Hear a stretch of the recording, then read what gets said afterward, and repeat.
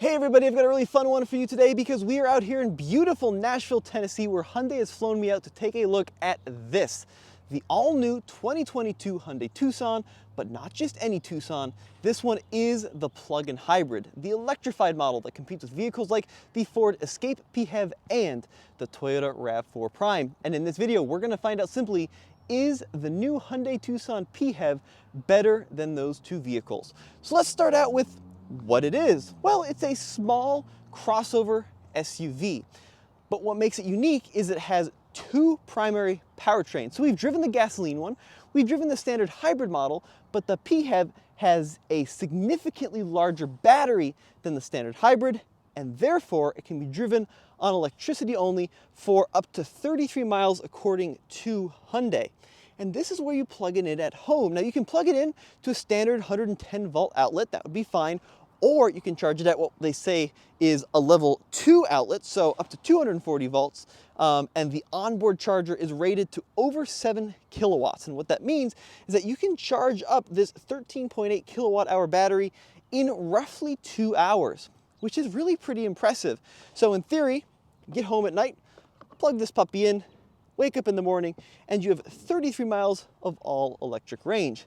But unlike a standard battery electric vehicle, when you deplete that 33 miles of range, it has a conventional fuel tank in it as well. So it'll still operate as a normal gasoline vehicle once that high voltage battery is depleted. Now, overall, I think this is a very attractive looking car. It's a little bit more bold than its primary competition, the Toyota and the Ford. It's got a lot of intersecting angles. It's got a lot of sharp creases along the side. Not only do you have this character line that continues up toward the rear, but you have this one that dives down toward the front, and then you've got this kind of V angle over here.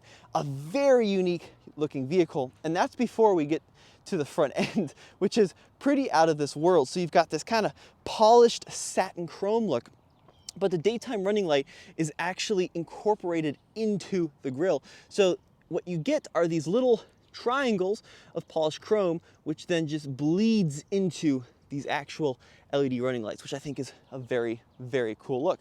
Now the main beam actually lives underneath these assemblies. It's down here, and that's where you'll find your primary headlight, and your bright is in that unit as well. But let me know what you think of the exterior design of the Tucson PHEV. It's definitely unique, and it certainly is a little bit out of this world. These wheels especially are very, very funky. Kind of a two-tone look going on. So we've got this brighter silver accented against this kind of flat gray, and these are a 19-inch wheel, which is pretty aggressive for an electrified vehicle. So I think we should head inside, pop the hood, and talk a little bit more about that powertrain and what makes it so unique.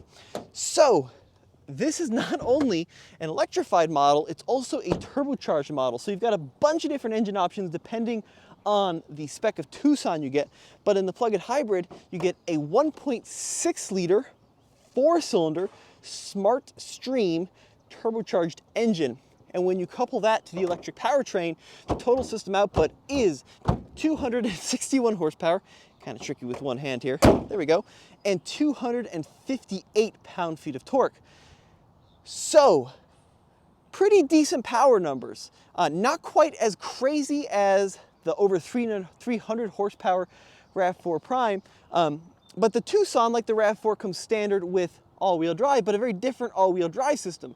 So the Toyota has an electronic all-wheel drive where the rear axle is driven solely by an electric motor. The Tucson is a much more conventional setup where you actually have like a drive shaft, a mechanical drive shaft that leads to a mechanical rear differential. So we'll have to get this thing off-road back in Colorado and see how it compares to the Toyota.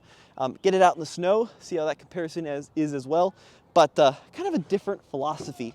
Now, pricing for the 2022 Tucson plug-in hybrid starts in the mid-30s, I think 34,500.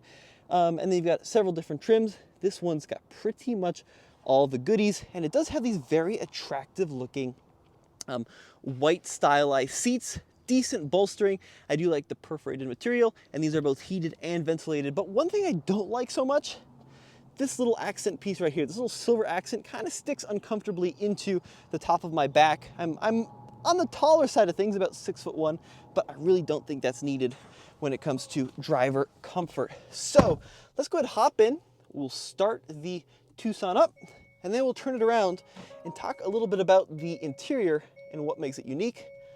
Just turning it around here so we're not looking directly into the sun. All right, there we go. Very, very nice. So the interior design, very sleek, very minimalist in a lot of ways. Go to a slightly wider angle. Not a lot of hard buttons on this inside. So we have dual 10-inch screens. You can see the one there for the driver's side info cluster, and then one in the middle for the infotainment. And the screens are very functional, very easy to use. You've got different panels, these little user icons. I find them to be really good, but what I don't like so much are all the shortcut access controls, because these should kind of simulate real buttons, and they do kind of an okay job, but I'd much prefer just a tactile switch. Same thing with the climate control. And here in Nashville, it is quite toasty. So let's get some fan speed going here. Maybe not quite that much. And once again, to control the fan, it's all kind of this touch sensitive panel. But what I really don't like about it is it's all on this piano black finish, which gets scratched and just mucked up a little bit too easily. But the overall infotainment system is extremely easy to use. We also have PHEV menus, so you can see all the detailed information. So you can see the energy flow from the hybrid system. You can see the EV range. It'll show you your battery percentage up there, which is nice. Some plug-in hybrids don't actually give you a battery percentage. It shows you your electric range, your gasoline range. It shows you how long it would take to refill on an AC 240 volt charger, as well as a 120 volt charger. All very, very cool stuff. Lots of good information, which some PHEVs don't give you. So I'm really appreciative of that in the Hyundai. Radio, all this is pretty simple to understand. Very similar to a lot of other Hyundai and even Kia products are often quite similar. You of course have a full map, and then I do like these little shortcut panels on the right, which you can kind of expand and collapse. It does have Android Auto and Apple CarPlay, but if you get this big screen like this, you don't get a wireless system. Now the steering wheel, very unique kind of Star Trek style. It looks very futuristic and space age with these 4 spokes. And then we have controls on the left for the audio, for the different tuning phone buttons. And then on the right, we have some of our controls for the driver assistant. So we have adaptive cruise control as well as lane centering. And then there in the middle is the cluster for the driver. And you also have different drive modes. You've got Snow, Eco, Sport, and Smart. And you get a very different look on the gauges depending on which mode you go in, which I've always thought looks quite nice. And then because this is a plug-in hybrid, you also have a button down here to go between EV, automatic, and hybrid mode. Kind of a fun little thing down there, which I do quite like. We also have a simulated center diff lock over here, and then these are the buttons to control the direction, park, reverse, neutral, and drive. And speaking of that transmission, one of the big advantages of the Hyundai, it doesn't have a belt-driven CVT. It doesn't even have a planetary gear CVT. This uses a conventional automatic, a 6-speed conventional automatic, which is really a nice thing. Now, I do want to show you something kind of interesting, and I think it'll be easier if I just show you this sheet so you can visualize it.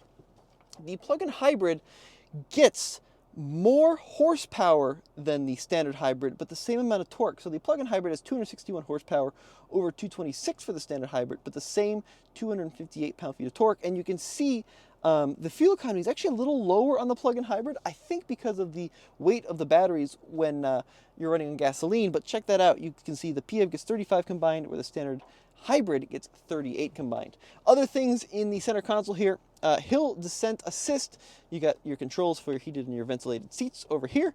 We also have heated steering wheel, and then the parking cameras. Yep, I'll accept those. A bunch of different angles so you can really get a good sense of how you are maneuvering. All right, now let me know what you think of the interior overall. It's a slick design, paddle shifters, which is something you don't typically find on a plug-in hybrid. Ginormous panoramic sunroof. And then down here, USB port, charging port, as well as our Qi wireless charger, some additional storage, 2 large cup holders, a little bit of door storage, and then a lot more piano black, which is not my favorite. Now, this is my driving position at about 6 feet tall. And let's go ahead and check out that rear seat legroom and see what that has to offer.